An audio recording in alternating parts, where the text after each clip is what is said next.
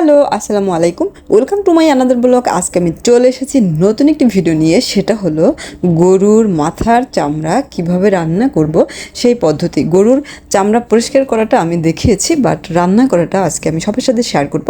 তো এভাবে পরিষ্কার করে তারপরে মাংসের সাথে মিশিয়ে তারপরে রান্না করতে হবে।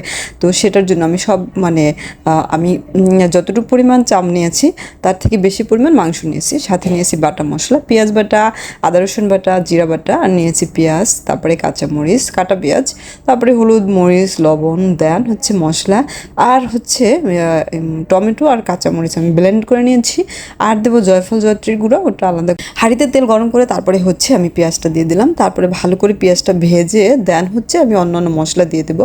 হ্যাঁ, এটাকে হচ্ছে গিয়া একসাথে মাখিয়েও বসানো যেতে পারে, বাট আমার কাছে এভাবে রান্না করলে ভালো লাগে, তাই আমি এভাবে রান্না করি।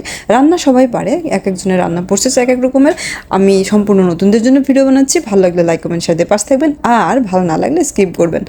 তো হচ্ছে আমি মোটামুটি হচ্ছে আমার পেঁয়াজটা যখন বাদামি কালার হয়ে আসছে, তখন আমি হচ্ছে মশলাটা দিয়ে দিলাম, গরম মশলা, আর দেব বাটা মশলা, পেঁয়াজ বাটা, আদা রসুন বাটা, জিরা বাটা পরিমাণ মতো।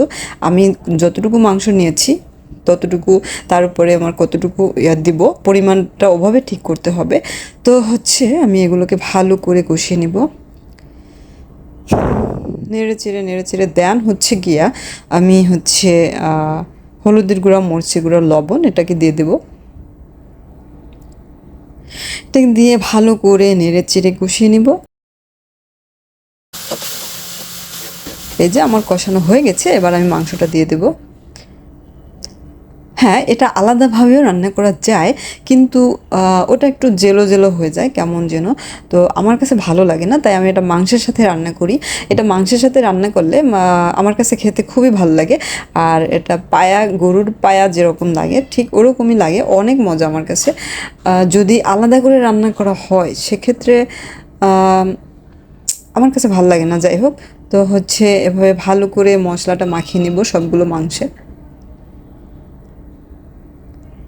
এই যে দেন হচ্ছে কিছুক্ষণের জন্য ঢেকে দেব।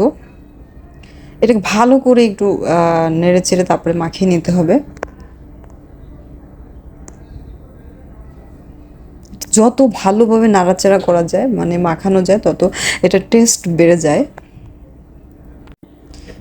এই যে এটাকে আমি কিছুক্ষণের জন্য রেখে দিলাম ঢেকে। আর এই দিকে হচ্ছে গরুর ভুঁড়ি পরিষ্কার করা হচ্ছে। গরুর বট বলে এটাকে, অনেকে ভুঁড়ি বলে, যে যাই বলুক, আমরা এভাবে এটা পরিষ্কার করি। আপনারা কে কীভাবে পরিষ্কার করেন কমেন্ট করে জানাবেন। আমরা হচ্ছে প্রথমে গরম পানিতে একটু সেদ্ধ করে দেন, এরকম চামচ দিয়ে আস্তে আস্তে তারপরে এটা পরিষ্কার করি।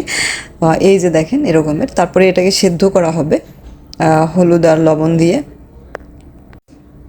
এই যে দেখেন, খালা এটা অনেক সুন্দর করে পরিষ্কার করতে পারেন, আমার মাও পারেন, দুজনে মিলে খুব সুন্দর করে এটাকে পরিষ্কার করে নিয়েছেন। আর এই দিকে হচ্ছে আমার মাংসটা কষানো। এই যে দেখেন, মাংস থেকে পানি বের হয়ে গেছে, মাংস থেকে অনেকটা ঝোল বের হয়। আমি যখন শুধু মাংস রান্না করি তখন মাংসের থেকে যে পানি বের হয় ওটা দিয়েই সেদ্ধ করার ট্রাই করি, বাট যখন আমি চামড়া দেব মাথার মানে মাংসের সাথে, তখন এটাতে ঝোল অ্যাড করতে হবে। আমি পাশে গরম পানি রেখেছিলাম, ওটাকে ঝোল দিয়ে দিলাম ওটা থেকে। কারণ হচ্ছে এটাতে ঝোল না দিলে হয় কি, যে মাথাটা মানে লেগে যায় পাতিলের সাথে, তো যার জন্য হচ্ছে ঝোলটা কিছুক্ষণের জন্য ঢেকে দেব। সেদ্ধ হতে কিন্তু ভালোই সময় লাগে মাথার চাম। তারপরেও আমি দিয়ে দিলাম হচ্ছে কাঁচামরিচ আর হচ্ছে টমেটো ব্লেন্ড করে রেখেছিলাম, সেটা দিয়ে দিলাম। এবার ভালো করে নেড়ে চেড়ে ঢেকে দেব।